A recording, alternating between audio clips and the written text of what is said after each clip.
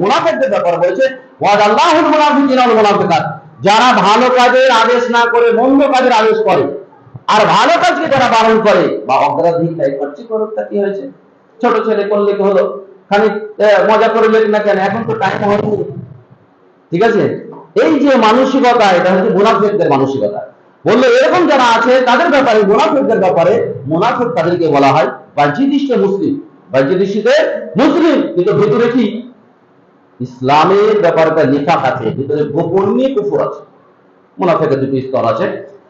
তো এই দিকে কি করছে, সে আহ্বান করছে। এর ব্যাপারে রাসূলুল্লাহ সাল্লাল্লাহু আলাইহি ওয়াসাল্লাম বলেন দাওয়া জাহিলিয়া, যে ব্যক্তি দাওয়াত জাহিলিয়াতি দাওয়াত দেবে ফাইন্নাহু যুসাহু জাহান্নাম, সে জাহান্নামে জ্বালানি হবে। সাহাবী বললেন আল্লাহ রাসূল ওয়া ইন সাল্লা ওয়া সামা, সে যদি নামাজ পড়ে, সে যদি কি করে, সিয়াম করে, রোজাও যদি করে, সে কি তারপরে জাহান্নামে যাবে? রাসূল বলেন ওয়া ইন সাল্লা ওয়া সামা, যদি সে নিজে নামাজ পড়ে এবং নিজে কি করে, রোজাও করে, তবু জাহান্নামে যাবে। কেন? সে মুনাফিক যাইছে কোন দিকে? আল্লাহ রাসূল যা বলেছেন, আল্লাহ যা বলেছেন তার বিপরীত দিকে চাইছে। বাহ্যিক দৃশ্য দেখতে মুসলিম মনে হচ্ছে, বাহ্যিক দৃশ্য দেখতে মুসলিম মনে হচ্ছে, বাহ্যিক দৃশ্য মনে হচ্ছে পরেশগার মানুষ, বাহ্যিক দৃশ্য মনে হচ্ছে দিনদার মানুষ, বাহ্যিক দৃশ্য মনে হচ্ছে বড় হাব্বা ছোপা লাগিয়ে একবারে অনেক আলখাল্লা লাগিয়ে বড় পরেশগার মানুষ মনে হচ্ছে, কিন্তু দাওয়াত দিচ্ছে হারামের দিকে, আহ্বান করছে খারাপের দিকে, খারাপের দিকে উৎসাহ দিচ্ছে, বিভিন্ন অজুহাত খাড়া করছে, যেসব কি আমাদের আলামত হবেই। যে লোকের সুযোগ দেওয়ার একটা চেষ্টা, কিন্তু মুমিন এটা করবে না। মুমিন সর্বাধিক চেষ্টা করবে যাতে ওরা আল্লাহর জমিনে ভালো কাজ হোক, অন্যায় কাজ বন্ধ হয়ে যায়।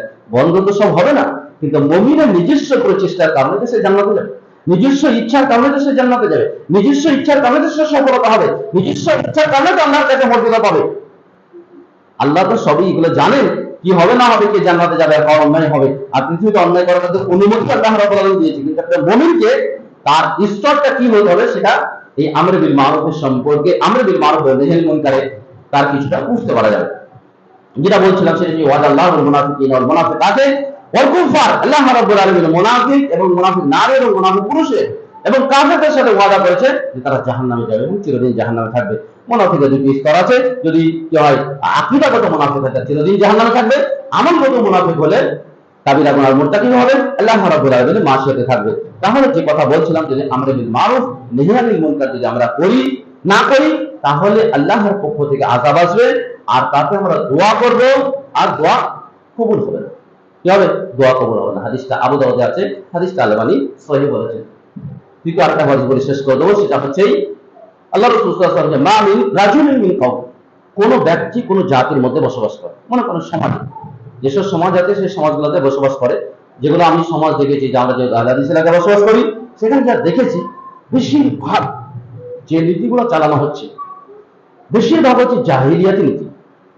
ইসলামের কিছু আনুষঙ্গিক বিষয়গুলোকে নিয়ে সমাজ করেছে, ইসলামের মূল এই আহলাদি যারা দাবিদার, এদের পার্সেন্ট হিসাবে খুবই কম, পার্সেন্ট হিসাবে খুবই কম। কারণ তাদের মধ্যে তো বেনামাজি কত, ওপরে 99% বেনামাজি, হারাম, হ্যাঁ, এবং ইসলামকে কিছু গুরুত্ব না দেওয়া, ইসলামের নামে মসজিদের থেকেই সমাজ তৈরি করা হতো, কিন্তু ইসলামকে অগ্রাধিকার দেওয়া হচ্ছে না। বিভিন্ন মানুষের সমস্যাগুলা ইসলামিক ছত্রছায়ায় এসে সুযোগ ব্যবহার করার জন্য ইসলামকে ব্যবহার করা হচ্ছে।